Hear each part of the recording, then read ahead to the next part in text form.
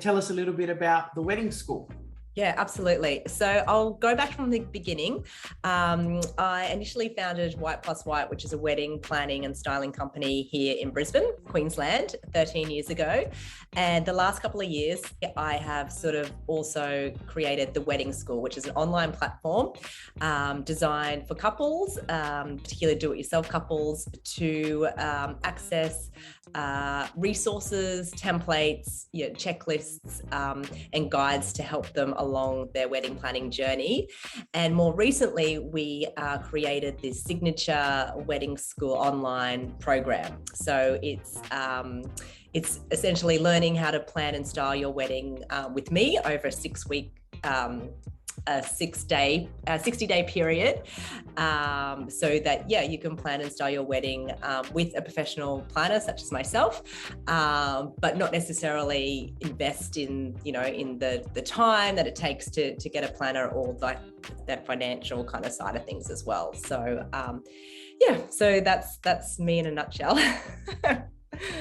Yeah, I love that idea. It's a good alternative for couples that want to be more hands-on in their preparations. Absolutely. I think, particularly COVID taught us a lot that we can do a lot from home, and people are more comfortable now, like working like that, online, virtually with someone, rather than physically all the time. So I think, so that it's been, I guess, a blessing in disguise that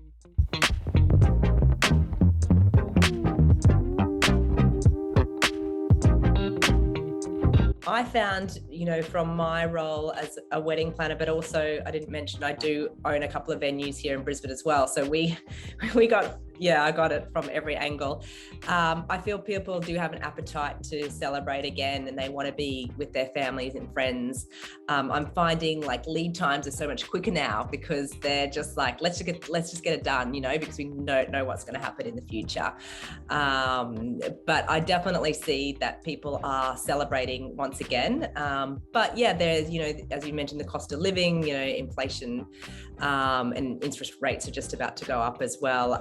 I know for a fact that, in the florist industry, the cost of flowers has, already gone up about 30% and just had another increase as well. So that's dramatically impacting them, I guess, and their ability to produce what they used to be able to produce within the budgets. I think that's really frustrating them, to be honest. And also they're getting a little bit caught out because of, the booked weddings, months and months ago, even years ago, but now they can't deliver what they initially said they would. And then we go to petrol as well, which is obviously a big issue at the moment. So that affects every supplier really that needs transportation, but particularly those sort of, furniture delivery companies as well, and the florists and stuff like that, but more so them because you've got that extra charge on the bottom of your invoice. So I think people are definitely looking at the bottom line. I think the size of, events and weddings are changing. People's priorities are changing as well. But I definitely don't see that it's goodbye, sayonara to all weddings and events. I think just people are more discerning. Much inclined to agree with you, yeah. But no, interesting point about the florists. I definitely know that's happening in the building industry, but I guess it could affect people that are buying props, or getting custom props built. Because I know a lot of people are even stylists who are buying props. I know the price of timber's gone up, for example. So yeah, good point there.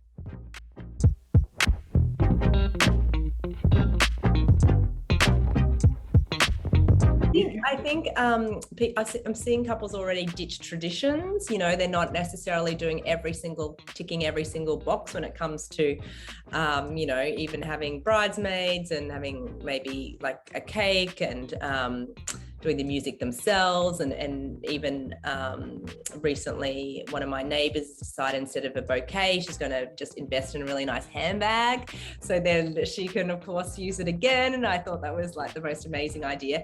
But what I'm seeing is suppliers are definitely adapting. So as you heard from myself, I'm sort of, going on more online now, and doing consultations online, rather than the full planning experience. And I see, let's look at florists again. I know we keep on using florists as an example, but I see them doing little masterclasses, workshops on how to design your own bouquet, and do your own flowers. So yeah, I definitely see, things are changing in that industry, but I've also seen where suppliers have jumped on and they're starting to pivot, so to speak. And another example, a great example, is a furniture company that has created, I think it's called the Box Society, where they've got settings already created. So if you're having like a celebration, you pick design 3, and it I love that. Beautiful, massive, recyclable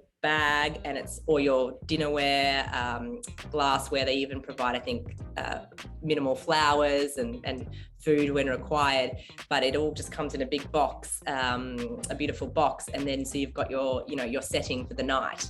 So I loved how they did that, to sort of accommodate those smaller kind of occasions as well. I think they do up to 60 people or something like that. But when you don't need a full stylist, you want to pick a design and just go for it, but you don't want to spend hours and hours, trying to source everything. They've done it all for you. So yeah, I think suppliers have already started to do that. A really good point, that when you want something from a particular business, it's not because they could supply you with that product.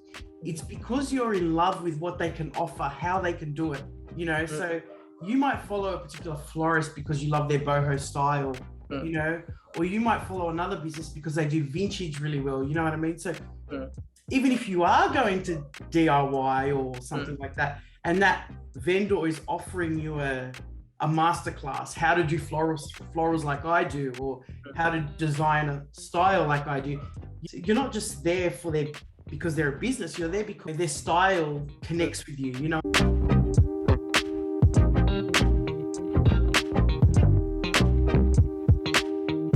I think it's important that you are able to go online very quickly, and I think also leveraging your existing brand to create like additional services or products.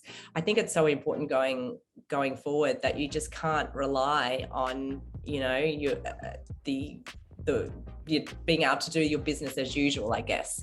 So I think being able to this forces people to go online, and I think it was, in that regards, was one of the best things that could have happened to many businesses as well. So now they ultimately have, 2 businesses, which they can sort of, operate hand in hand.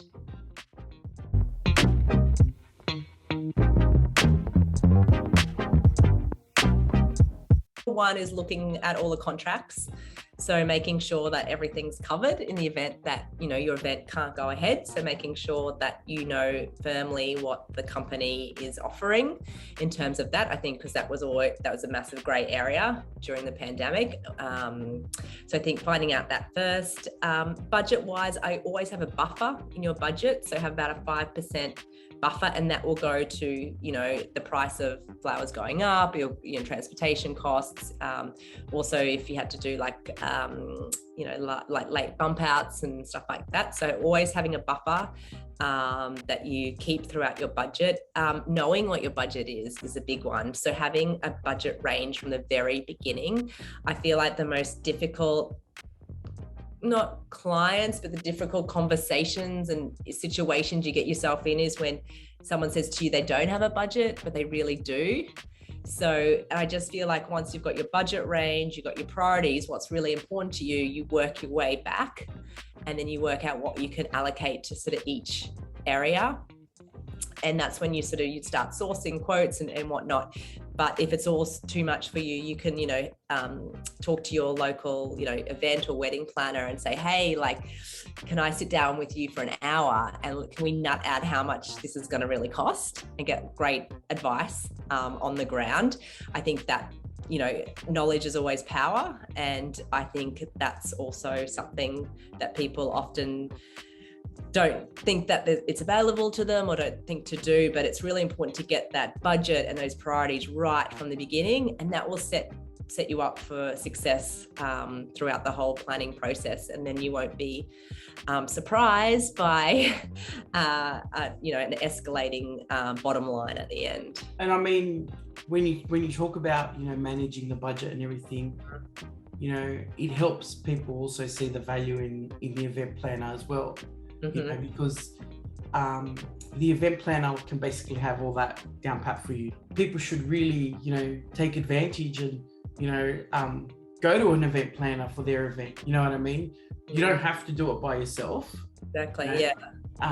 That service is there if you want to engage it. You know what I mean? And it can be beneficial for you, especially if you're stressed about budgeting and time and that kind of thing. Time as well. Like you said, you're right. People just want to have their whatever. Just do it. You know what I mean? So you're right. And an event planner, should you need to make modifications or change things, having the event planner there is so much more helpful. Do you know what I mean? So, I mean, I know a lot of people like to get their hands dirty and do their own events. I do too sometimes, but yeah, the benefits of getting an event planner are very clear. Yeah, I think so. And now, as I mentioned before, people are adapting and offering different kind of services. And I know this kind of hour of power planning, which I do, but also I've seen a lot of other companies in all different kind of areas like PR and stuff like that, where you want to do it yourself, you can do it yourself, but you just want a bit of guidance, just like in any industry. I know we're looking to do an extension in our house and we know how to renovate. We've done it many times. We know design. But it'd just be nice to have someone that we can go, hey, like, what do you think? These are our ideas. Is this the process? Yeah. I mean, information overwhelm is a real thing too, So overwhelmed with information, you just don't know where to begin. And that's where someone with expertise comes in, you know what I mean? So, it's interesting. Thank you for that.